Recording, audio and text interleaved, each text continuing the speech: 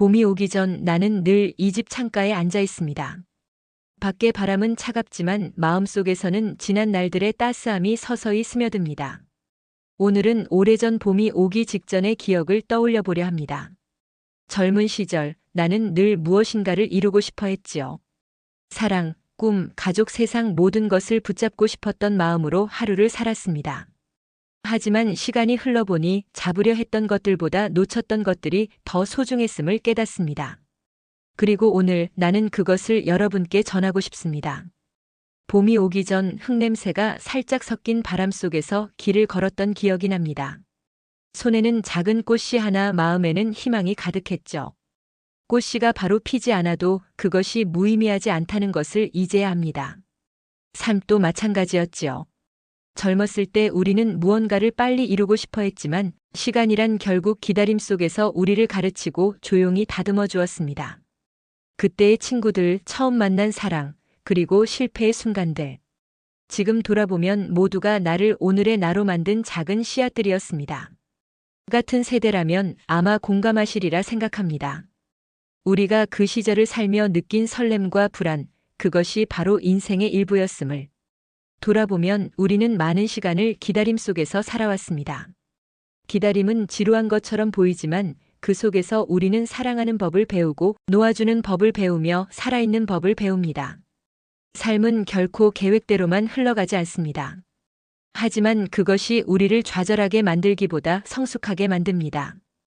겨울이 길었던 해도 있었고 눈이 너무 많이 쌓여 길이 막힌 날도 있었습니다. 하지만 그 안에서 작은 기쁨들을 찾을 줄 아는 것이 인간이지요. 같은 세대라면 아마 느끼셨을 겁니다. 겨울 끝자락의 기다림 속에서 삶의 온기를 찾아낸 순간들을. 나는 결혼했고 아이들을 낳았습니다. 젊은 시절에 나는 가족을 부양한다는 책임감에 숨이 막힐 듯 했지만 아이들의 웃음을 보고 나면 하루의 피로가 사라지곤 했죠.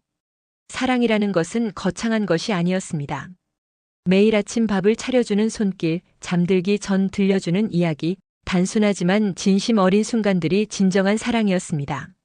세대가 다르더라도 부모로 살아본 경험이 있다면 누구나 느낄 수 있을 겁니다. 때로는 지치고 때로는 화가 나고 때로는 후회하지만 결국 우리 모두는 아이들과 함께 성장하는 존재라는 것을. 살다 보면 수많은 실패가 찾아옵니다. 사랑하는 사람과의 갈등, 일터에서의 좌절, 건강의 위기. 그 모든 순간이 처음에는 견딜 수 없는 고통처럼 느껴지지만 결국 그것을 통해 우리는 단단해집니다. 내가 깨달은 것은 실패는 결코 끝이 아니라 삶이 우리에게 주는 다시 시작할 기회라는 사실입니다.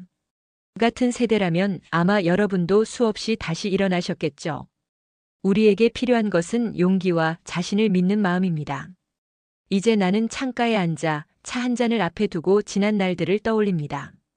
친구들, 사랑, 가족, 실패, 기쁨 모든 순간들이 내 마음속에서 여전히 살아있습니다.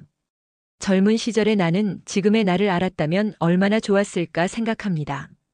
하지만 지나간 시간도 지금의 나를 만드는 한 부분이기에 나는 그 모든 순간에 감사하며 살아갑니다.